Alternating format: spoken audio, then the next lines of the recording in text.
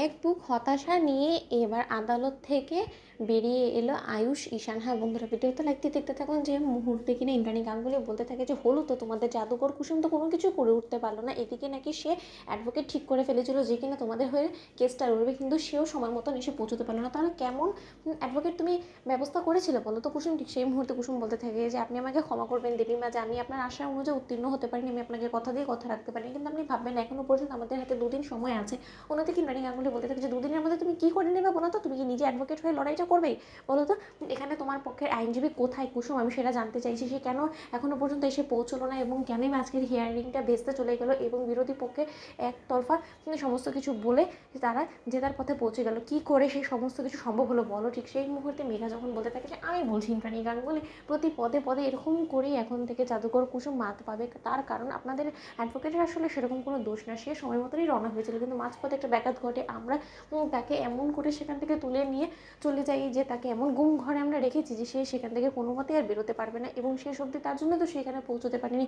এবার আপনি বলুন তো, যাও একটা আপনার ছেলের বউ একটা অ্যাডভোকেট ব্যবস্থা করেছিল, সেটাও তাকে হারাতে হলো। এবার কী করবে জাদুকর কুসুম? ঠিক সেই মুহূর্তে কুসুম বলতে থাকে যে ওই যে বললাম আপনাকে মেঘা ম্যাডাম, শত্রুকে দমন করাটাই আমার মূলত একমাত্র উদ্দেশ্য, এবং আমার স্বামীর এবং আমার দেবরের গলায় জুতোর মালা নয় বরঞ্চ ফুলের মালা দিয়ে ওদেরকে নির্দোষ প্রমাণ করে বেকসুর খালাস করে আদালত প্রাঙ্গণ থেকে নিয়ে যাব, এবং এটা কুসুম সরকারের চ্যালেঞ্জ। কুসুম সরকার আপনাকে কথা দিল।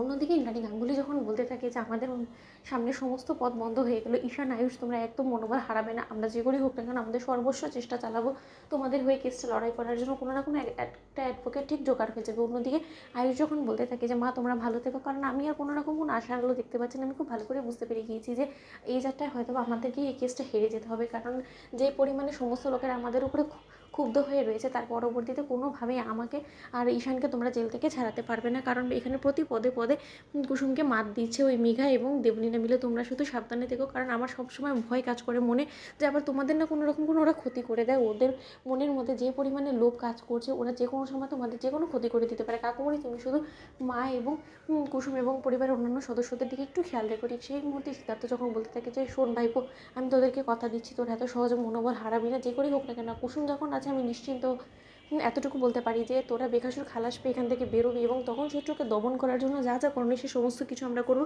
কিন্তু তোরা শুধু ধৈর্য হারালে চলবে না। অন্যদিকে কুসুম যখন বলতে থাকে যে যদি কোনো রকম কোনো অ্যাডভোকেট আমরা জোগাড় করতে নাই পারি, তাহলে আপনাদের কেস লড়াই করার জন্য এই কুসুম সরকার আদালতে দাঁড়াবে। অন্যদিকে ইন্দ্রাণী গাঙ্গুলি যখন বলতে থাকে যে মগের মূলক নাকি, তুমি কি মনে করেছো যে তুমি পারমিশন চাইবে এবং তারা তোমাকে লড়াই করার জন্য দিয়ে দিবে? এটা কোর্ট, এটা কোনো খেলার জায়গা না কুসুম। ঠিক সেই মুহূর্তে কুসুম বলতে থাকে চেষ্টা করি। তো বন্ধুরা লাইক কমেন্ট শেয়ার করে সাবস্ক্রাইব করো।